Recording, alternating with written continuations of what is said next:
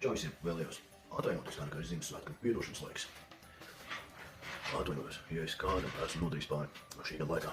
Tiešām no sirds atvainojiet. Un es arī piedodu pilnīgi visiem, kas ir nodarījuši man pāri. Tupi visiem heiterišiem, kas man ir dirsušies, jums visiem piedodu. Sāksim no balts lapas, kā saka.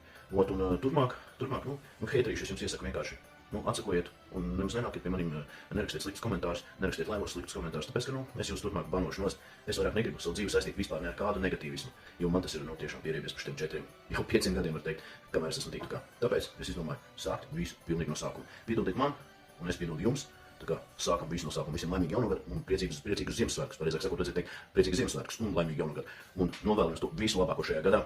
Un nākamajā jaunajā gadā, vai turamies, močijam un bliežam un nedaram vairāk muļķības. Mācam normāli. Pietiks, jau muļķoties runāju. Kā man tūlīt tās 15. decembrī paliek 27 gadi, 37 gadi, gribēju jau samalot. Labi, čau visiem doju. Paldies.